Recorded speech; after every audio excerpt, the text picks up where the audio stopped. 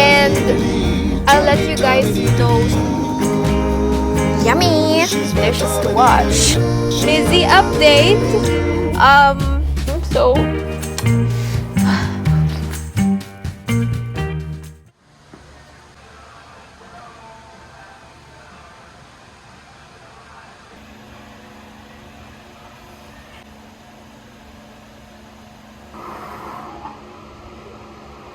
is it working?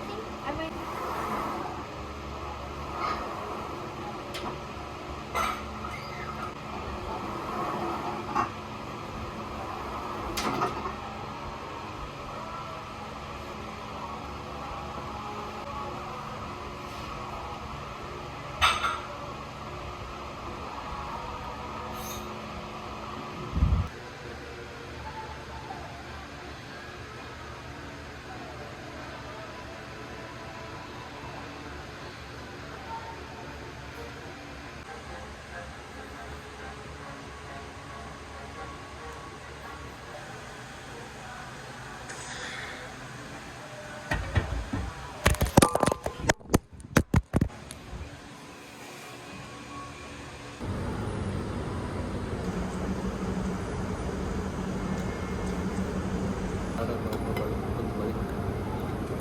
Dapat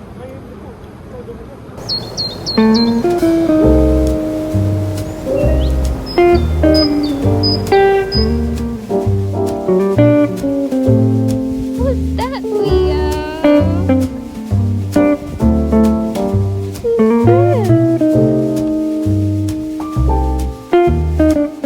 This is the first time again since summer that I stepped out and ang lamig na ulit bigla. So summer's totally over and we're truly transitioning to fall, and somehow I think this is really the perfect weather to wear just a jacket like this. So I really love this set, by the way. It's from Lounge. By the way guys, speaking of summer ending, I just want to include here some clips from, you know, my summer that I didn't get to make into an actual vlog. And sayang naman sila kung hindi ko ilalagay sa vlog. Kasi I really love those moments. And I really had the most amazing summer so far.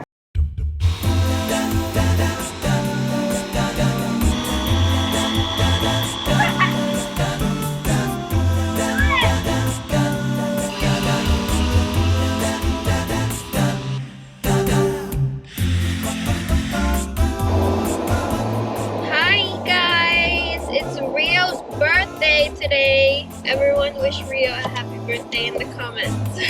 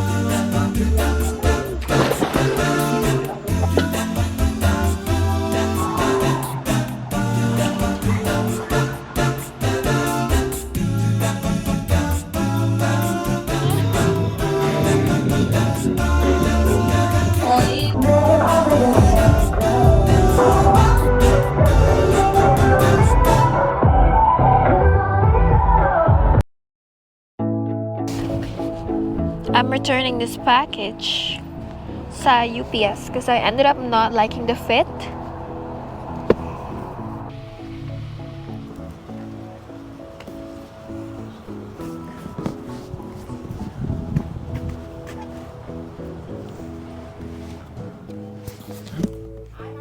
Hi. Yes.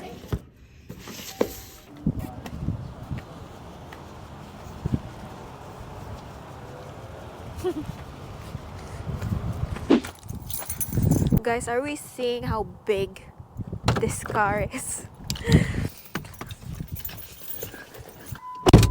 By the way, guys, pala, if you haven't noticed already, we are not in my usual apartment setting. And if you're new here and you're not familiar, I've been staying here at Russell's house for the past days. Since Mizzy got into a little situation, I just had to stay here just so I can be productive. Kasi kung nasa apartment ko ako, I wouldn't be able to move like gym and all that because I don't have a car. And I don't want to do Uber and all that. So I'd rather just stay here and not waste some resources, you know? So yeah, and I'm in his Jeep. Okay guys, so I'm borrowing... Oh my god. Oh my god. Hi guys, so I'm borrowing Russell's car just to drive around the neighborhood. And also, gusto ko rin talaga masanay na mag-drive ng malaking sasakyan kasi this is really one of my weaknesses. So yeah.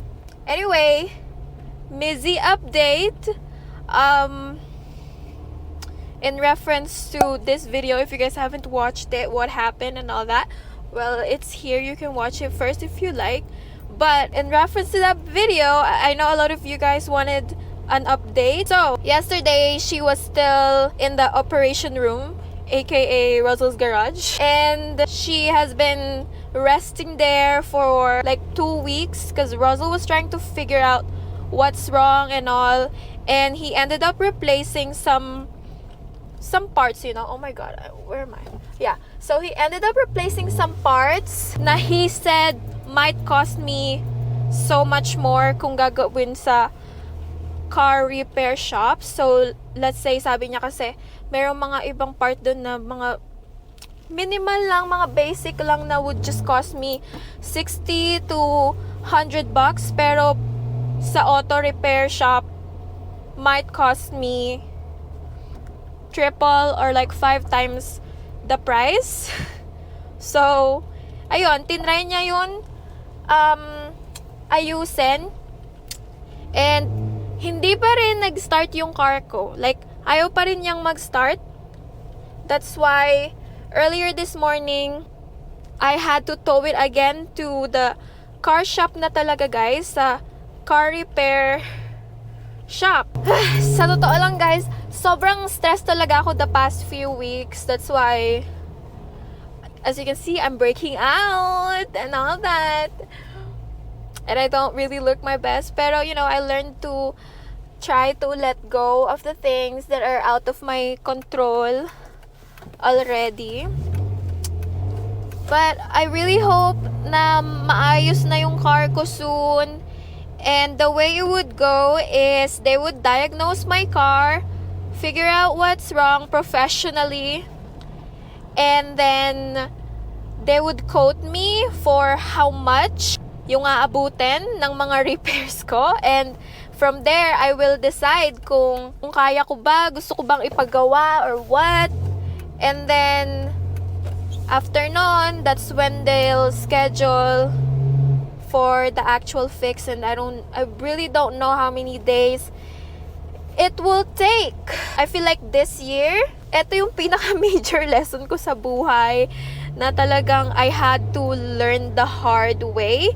Kasi, well, for me, that's how you really learn something in life. It's either something bad really happens to you, or something, or you're really yourself is put in a situation, or like some people close to you are put in a situation, tapos you learn from them, which is somehow what I'm doing right now with you guys. I'm put in a situation, and somehow I want you guys to learn from me. Like, this is genuinely a stressful situation for me, but I like to share how I'm handling this. Kasi meron akong isang comment na nakita na parang sabi niya, parang ako daw yung living alone manual guide niya sa life.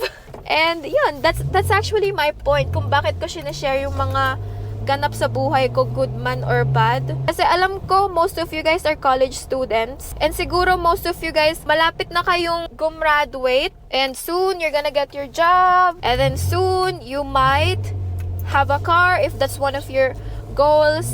And later down the road, syempre, sasakyan yan, makina yan, magkakaproblema talaga, somehow, minor man or major. And ayun, I hope that we all learn from what I'm going through. And lastly, honestly, I really think na medyo perfect timing na ngayon nagka-problema yung car ko. And I'll let you guys know soon why I said that. But yeah, I really hope na maayos na si Mizzy soon. Yeah. And driving this Jeep is not bad at all, you guys. It's just that weaknesses ko talaga. One of my weaknesses talaga yung pag-drive ng malaking car kasi I just feel like it's out of my control. Ang laki-laki niya, hindi ko siya matansya. But siguro, syempre, sanayan lang. And, you know, this is me taking some baby steps, working on my weakness. Okay, we can go home now. And I think uwi na rin ako bukas sa apartment ko. So, see you! Hey guys! We're back in my apartment. And ang lagi kong unang ginagawa is paliguan si Rio. Because he likes to play with the big boys, Rambo and Rocky. Do you miss Rambo and Rocky? And lagi siyang nalalawayan. Tapos, syempre madumi sa backyard. Nandun yung mga pee, yung mga poop and all. And he loves to enjoy the puddles of pee. So, he's dirty and I can't sleep with him on my bed hanggat di ko siya napapaliguan. So, we'll give Rio a bath. I don't take Rio to a groomer. And I like to give him a bath anyway. Okay, once I soak his body, that's when I do his face. Okay, let's shampoo Rio. I just used the shampoo. This is the most low tox I could find sa pet store or sa mga stores. Because the rest are full of other unnecessary chemicals. Let me do your eyes. Mir pa. Rio looks like a rat. Other po. Are you sleepy? Or is this relaxing? Down? Guys, our camera died, but Rio's all rinsed from shampoo. I watched some pet groomer YouTube videos, and this is one of the conditioners that they recommended. It's a deep conditioner, and they said that this is what groomers use. Some groomers use. So it smells good actually, and I love this on Rio. This is diluted, by the way. I diluted this bottle. This really makes his fur so soft and smooth and so easy to detangle. And since this is a deep conditioner, we have to kind of let this sit for a little bit on his hair. And while I do that, I like to de-shed him. Okay, Rio. Okay, this is the first round. He's not shedding much lately. I don't know, maybe because magwi-winter na. Also, can I just say that Rio really taught me a lot in this early adulthood of mine. Like when I first got Rio, I was not really ready for him because he was just gifted to me by Russell. I mean, I told Russ that I really wanted a dog, just a small dog, just so I have someone in my apartment. But I did not tell Russell that I'm ready for that dog. You know, you could want something but not totally ready for it because you need to do more research pa and all that, and that's what I wanted to do sana before I got a dog. But Russell surprised me with Rio, and not gonna lie, first few weeks or month, I kind of had some puppy blues. Parang baby blues kapag napuntis ka tapos parang hindi mo feel yung anak mo.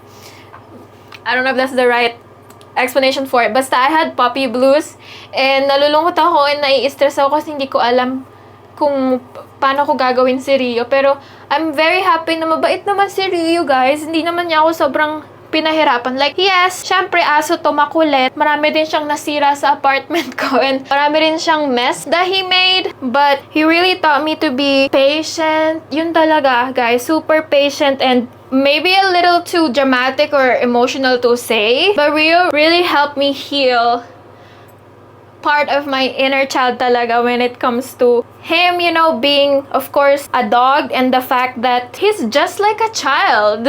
I am, of course, so much more powerful than him in so many ways because, of course, he's a dog, he's an animal. And I could just relate to Rio as a child when I was a child because I know how it feels like to be powerless, okay? And as I had Rio, you know, I researched about dogs. It's like I said, he's really my kid, and I'm having this parenting book that I'm continuously reading and educating myself about. So, yun yung ginagawa ko. I always read about dogs. I research about dogs, what they want, what they need, how important it is for them to play, and of course, for you to be patient.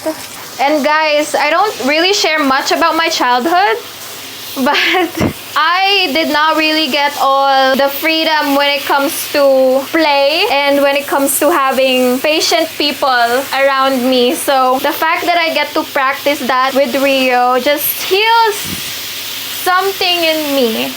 And yeah, Rio literally made me realize a lot of things, even though he came into my life by surprise.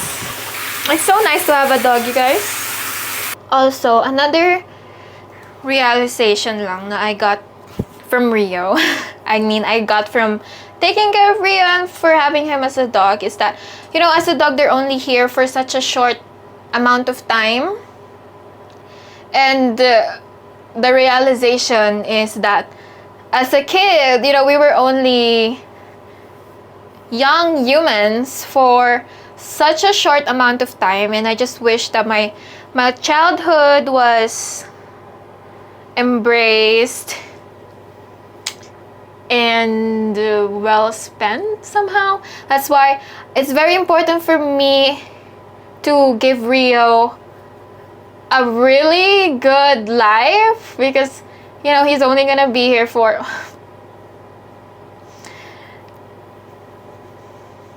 a short amount of time. So let's not think that we're not supposed to be thinking of that. Okay, now it's white again. You want treat?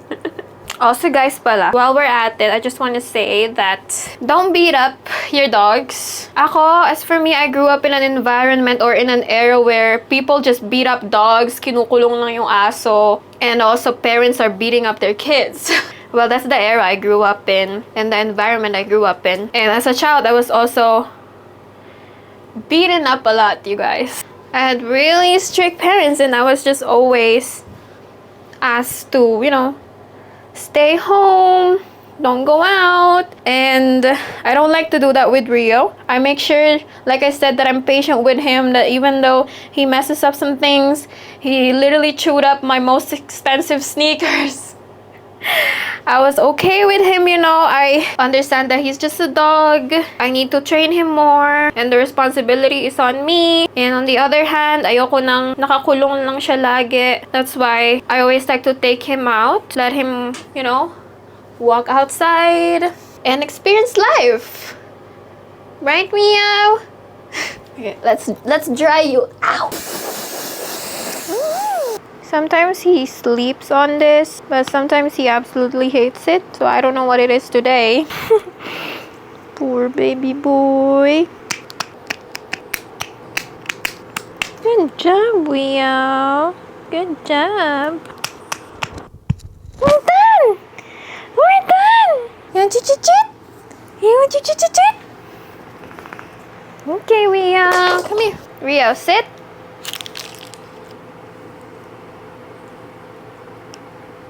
Good boy! He wants to eat it alone.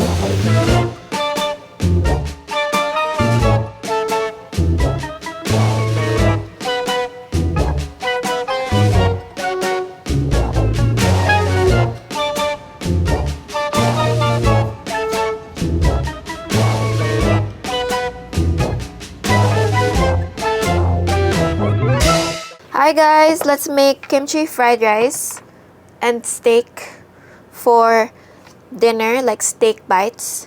I'm so tired because earlier I filmed 2 reels, and I also edited 2 reels. And it's tiring, you guys. It's really tiring. So right now I just want to cook, eat, and then sleep. And this is my go-to dinner. My go-to dinner every time na kakabalik ko lang dito sa apartment ko when I have no fresh groceries. Kasi ito yung mga grocery staples ko, you guys.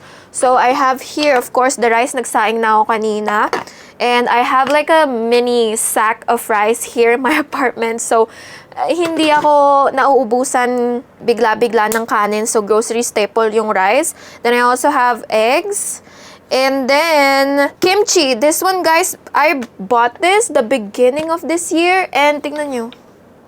Meron pa rin siya. Although malapit na siyang maubos. Pero meron pa rin siya, guys. Ganyan na kadaming nakain kong kimchi this year. And then, remember the garlic and the onion leaves, the scallions. So, eto na sila.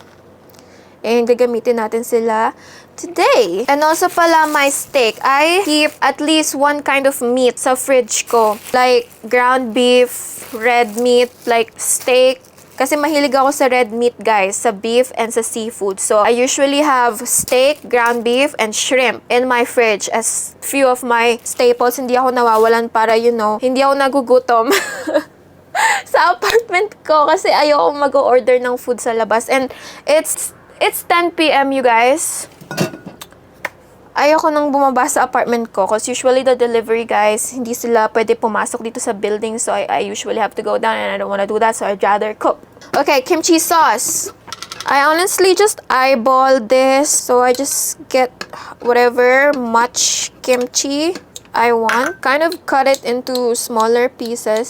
Sobrang dali lang nito, guys. And kung living alone kayo or sa dorm, it's important na meron kayong mga grocery staples na tinatabi para, you know, in case na magutom kayo, meron kayong lulutuin, hindi nyo kailangan lumabas. Alam niyo yun? Minsan naman, kapag wala talaga akong steak or ground beef or any meat sa freezer ko, I have Spam. So, pampatuwid naman ng gutom yung Spam, guys. So, pwede na yun.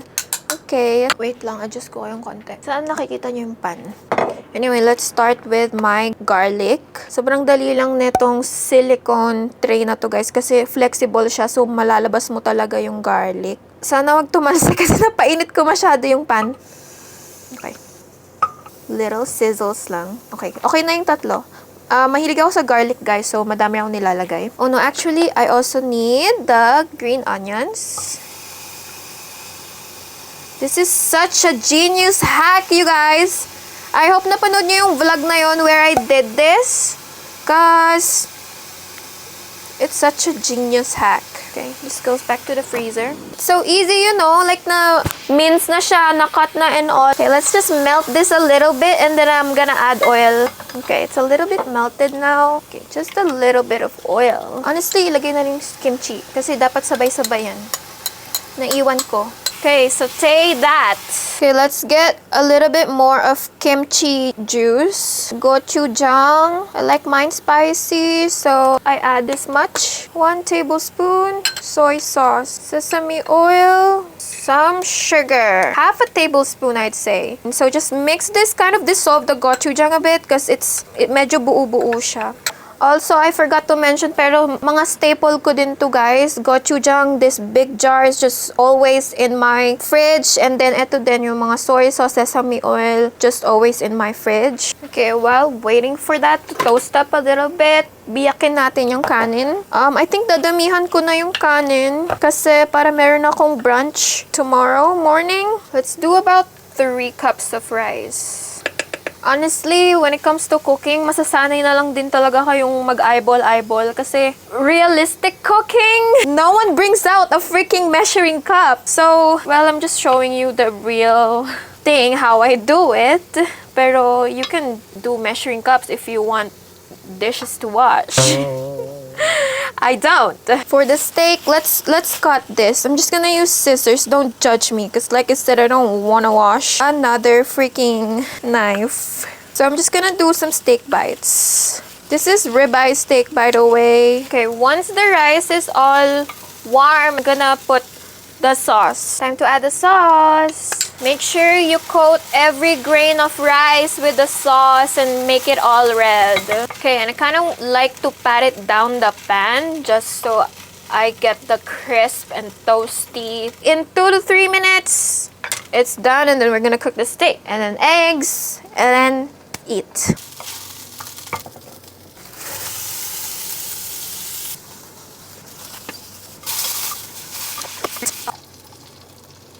This is optional, guys, but I like some green onions on my egg. Scrape all that flavor.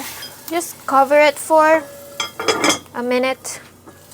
Okay, that's good enough for me. I like it runny. I'm gonna eat straight from my Tupperware, just so whatever I could not finish, diretso leftover na. Like, tatakpan ko na lang, and then lalagay ko sa ref. I'm using a glass Tupperware, by the way, glass container. Let's use my spork and eat on the bed. Yummy!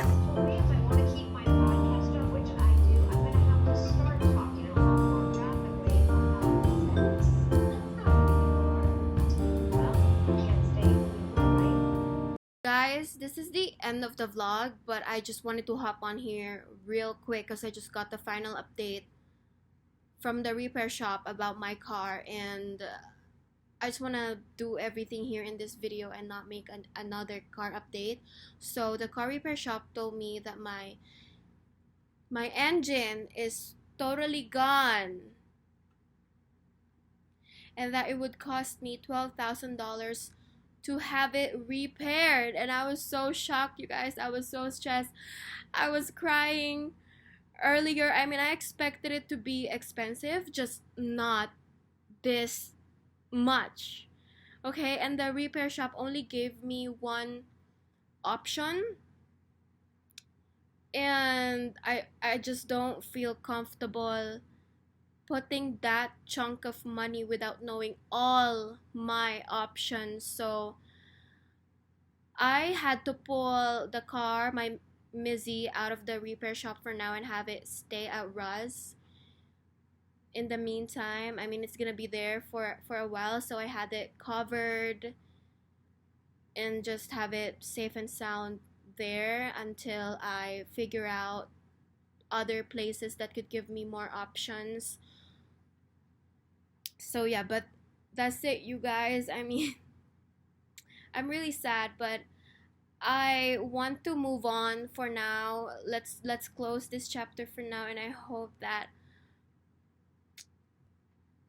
and we will figure this out, okay?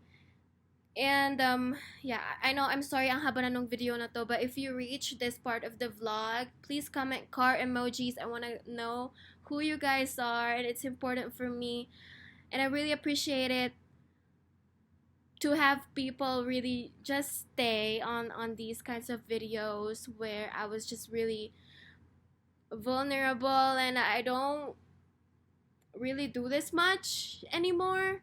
So I really appreciate everyone if you reach this part of the video. And I promise to give a shout out next vlog, you guys. I promise. That's why I'm saying let's move on from this stress, and we are gonna be back to our regularly scheduled program next video. So yeah, thank you guys for watching. Comment car emojis, and I'll see you in my next one.